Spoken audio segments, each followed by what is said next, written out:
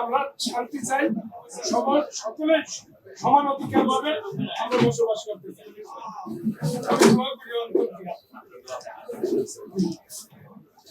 আপনার বাবা আদিল বাবা আমার বাবা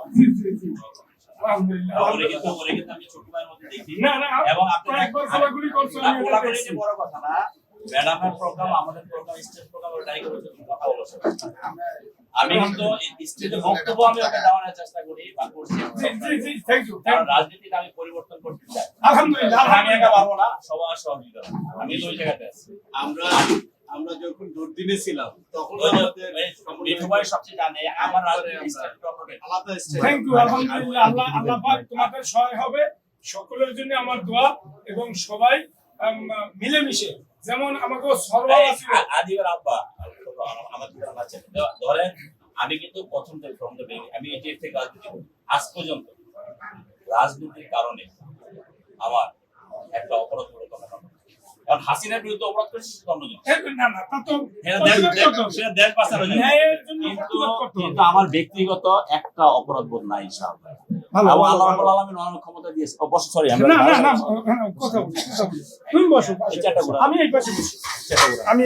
আমি শোনেন আমি ভাইয়ের অফিস আসবো না,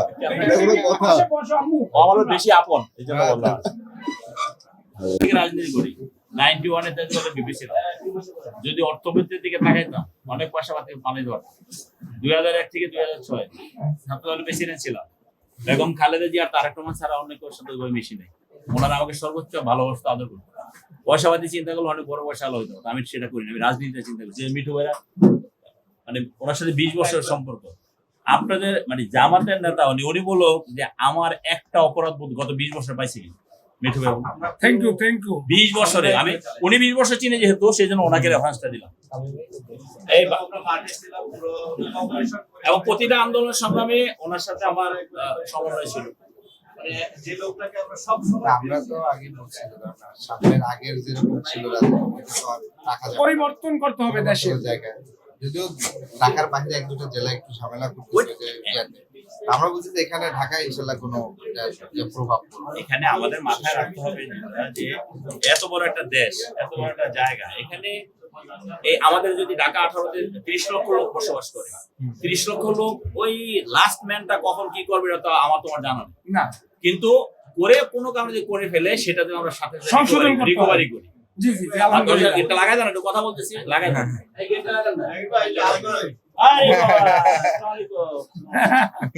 মাশাআল্লাহ।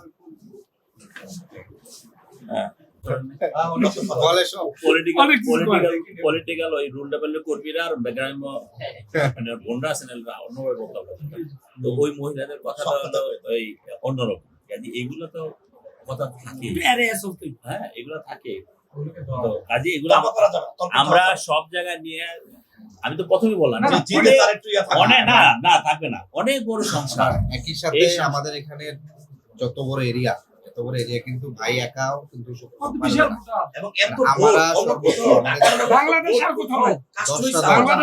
আমরাও বলছি নেতা কর্মীদের যে আমরা এলাকার নাগরিক সেবাটার ক্ষেত্রে একসাথে করবো। আমি যদি আজকে দূরে থাকি, যারা আমাকে ভোট দিচ্ছে এই যে 1 লাখের উপর 1,11,000 লোক, তারা ভাববে যে এখন হোস্টাইল সম্পর্ক, না হোস্টাইল না। এলাকার কাজের ক্ষেত্রে, ন্যাশনাল ক্রাইসিসের ক্ষেত্রে সব একসাথে। এইটা হচ্ছে একটা আমি আমার বার্তা কাজ যাবে। করব, দলের কাজ তুমি তোমার করবে, সেটা অন্য জিনিস। কিন্তু আমরা ওই জায়গাটায় ওই ন্যাশনাল ইস্যুতে আমরা সবসময় এবং এলাকার ভোটারদের কাছে একসাথে একটা জাতীয় স্বার্থে সবাই এক। ওই জিনিসটা আমাদের মাথায় রাখতে হবে।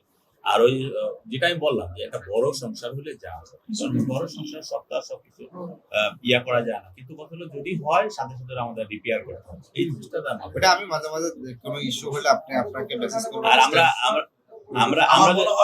যদি ঝগড়া করার ইচ্ছা থাকে নন ইস্যু বানাইতে পারি, তাই না? যেমন যদিও ছোট ভাইটা বললো যে কে বলছে দাড়ি কেটালে বললো, পাঞ্জাবি ছিঁড়ে ফেললো, এরকম এটাকেও আমরা একটা ইস্যু বানাইতে পারছি। কিন্তু কথা হলো যে আমরা যাতে সেটা না করি, বা আমরা যেই বলো না, আমরা কিন্তু এখানে নন ইস্যু ধরি না। যেমন আমি আপনাকে বলছিলাম যেদিন আমার হামলা হয়েছিল, ওই দিনে আমাদের মিছিল একটা ছেলে এই যে তুরাগ থানা ওই যে ও আটক করছে চাপাতি নিয়ে আসছে আর অন্য হইলে কিন্তু এটা ইস্যু বানা যেত যে জাহাঙ্গীর ভাই এর পাঠাইছে আমি তো তোমার আমি জন্য কিন্তু এটা বলি নাই কারণ আমি বলছি যে ও ছিল আলাদা আমি কিন্তু তোমার জন্য মাঠে দাঁড়াইছিলাম হ্যাঁ, তুমি কখন একদিন চুপ করে ঢুকে গেছো আমি খেয়াল করি পরে একজন বলবে আরে ভাই ঢুকে দিতেছে কারণ হ্যাঁ, আমি- আলাদা আমি- করে আসছি। না, আমি হ্যাঁ আমি আমার না মাঠের বিদ্যুৎ দিয়ে গেছে মসজিদের পাশ দিয়ে গেছে হ্যাঁ, কিন্তু আমার ইচ্ছে ছিল যে ওকে নিয়ে আমি আপনাদের মিটিং এ যাবো ওরে রাইখা পরে আমি আসবো আগেও বলছি না হ্যাঁ ওখানে হয়েছে কি ঘটনাটা ঘটে গেছে কাকতালীয় ভাবে আমি জানতাম না যে আদি বলতে প্রোগ্রাম দিচ্ছে যখন চেয়ারম্যান প্রোগ্রাম দিল আমি মাঠে গেলাম মাঠে দেওয়ার পরে আসলে সমন্বয় সভা তাহলে এখানে দাও স্পটে দাও সবচেয়ে ভালো হবে। পরে আমার একজন বললো যে আদিব এখানে প্রোগ্রাম দিচ্ছে তখন আমি বললাম নো প্রবলেম আমি নিজে থেকে আদিব আমার ফোন করছে রাতে আদিব যখন ফোন করছে আমি বললাম ভাই কোনো সমস্যা নাই তোমার মিটিং আমি নিচে থাকবো থাইকা তোমার মিটিং শুরু করা দিয়ে আমি চলে আসবো বলছি না তাই আমাকে ফোন দিও বাবা। এইটুক তো আমি বুঝি যে আমাদের আমাদের দুস্থ কর্মীদের দলে নাই তা কে দুস্থ কে ভালো কে কাকে কিভাবে মেনটেন করতে হবে 40 বছর রাজনীতি বয়স না, আপনার উত্তর তো এখান থেকে তো আপনি বেড়ে উঠেন। হ্যাঁ ওইটাই বলছি যে আমরা সবকিছু আল্লাহর রহমতে আমি তো একটা কথা কিন্তু বলি যে ঢাকা শহরে আমার চেয়ে বেশি যে রাস্তাঘাট চিনার কথা বলে যদি কেউ বলে সে চোর কারণ আমি ঢাকা শহরে এমন ভাবে চৈসা বেড়াইছি তখন আমি যখন রাজনীতিতে খুব ফর্মে তখন তো ঢাকা শহরের থানা হলো 11টা এখন সেই থানায় তো 50টা হয়েছে নাকি হ্যাঁ।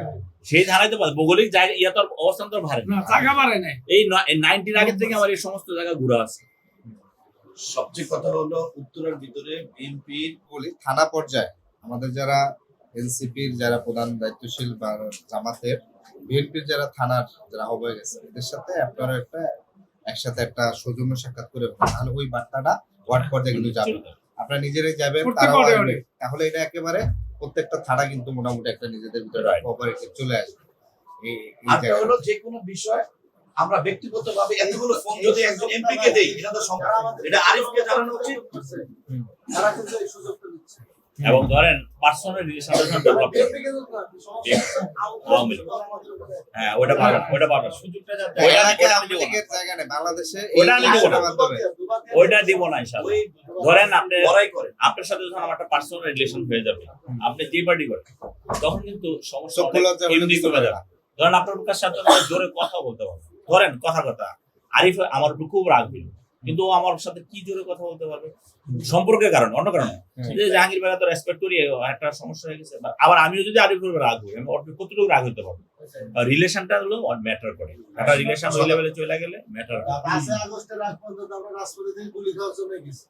ওইটাই। এটা তো যে আমরা সম্মিলিত আমরা যত ক্লোজলি মেলামেশা করব এই ধরেন এ ভাই সম্পর্কটা ওনাদের ভালো। আপনি আপনার সন্তান জন্ম দেন না আপনি একটা পালক সন্তান আনছেন তারা তো ওরকমই তো আদর যত্ন করেন তার মানে কি?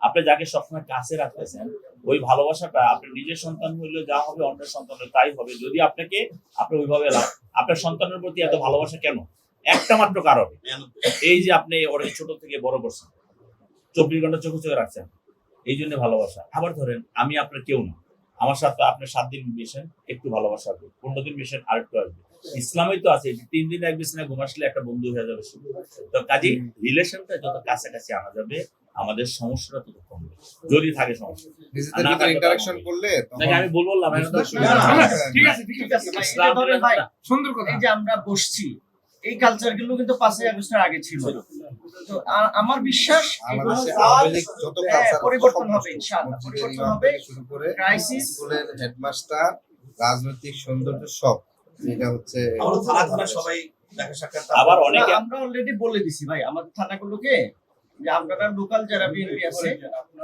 বিএনপি আছে আপনারা বসেন অভিনন্দন জানান শুভেচ্ছা জানান বলেন যে ভাই আমরা একসাথে কাজ করব ভালো আমরা সুন্দর একসাথে কাজ এটাই করব। তো রাজনীতির সৌন্দর্য গণতন্ত্রের সৌন্দর্য সেটাই। তাই তবে না আমি কিন্তু যত জায়গায় গেছি আপনার যতগুলা টেন্ট পাইছি প্রত্যেকের সাথে গিয়ে আমি হাই হ্যালো করেছি শুধু এটাই না আপনার এবং- ওখানে ব্যানার গুলো যদি আপনার ইয়ে থাকছে আমরা কিন্তু ছাড়াই দিছি ইয়ে দিয়ে আর লাস্ট মিছিলের দিন আমি 47-এ ঢুকতেছি ওখানে যে তোমাদের মিছিল রেডি হ্যাঁ হ্যাঁ আমার গাড়ি কিন্তু ওরা তোমাদের লোকজন ওরা রাস্তায় ফ্রি করে টান দিয়ে চলে যেত আমি গাড়ি রেখে আমি তোমাদের মিছিলে আমি যাবো একটা বিষয় আপনার আমি গাড়ি রেখে দিচ্ছি গাড়ি রেখে আমি কিন্তু একা তোমাদের মিছিলে ঢুকে গেছি আমি চলো তোমাদের মিছিলে গিয়া ওখানে গিয়ে আমি আমার মিছিল ঢুকে দেবো তোমরা ডান দিকে চলে যাবো হ্যাঁ।